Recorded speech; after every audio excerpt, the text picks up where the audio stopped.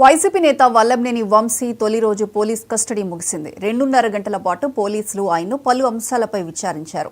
TDP కార్యాలయంపై దాడి ఎవరి ఆదేశాలతో చేయించారు, ఎందుకు చేయించారు, సత్యవర్ధన్ స్టేట్మెంట్ పైన మరికొన్ని ప్రశ్నలు సంధించారు. అనంతరం వైద్య పరీక్షల కోసం వంశీని విజయవాడ ప్రభుత్వ ఆసుపత్రికి తరలించి ఆ తర్వాత జిల్లా జైల్లో విడిచిపెట్టనున్నారు.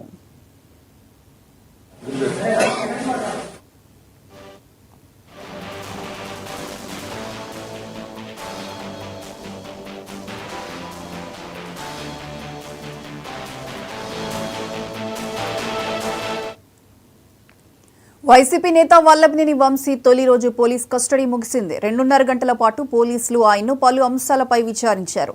టీడీపీ కార్యాలయంపై దాడి ఎవరి ఆదేశాలతో చేయించారు, ఎందుకు చేయించారు, సత్యవర్ధన్ స్టేట్మెంట్ పైన మరికొన్ని ప్రశ్నలు సంధించారు. అనంతరం వైద్య పరీక్షల కోసం వంశీని విజయవాడ ప్రభుత్వ ఆసుపత్రికి తరలించి ఆ తర్వాత జిల్లా జైల్లో విడిచిపెట్టనున్నారు.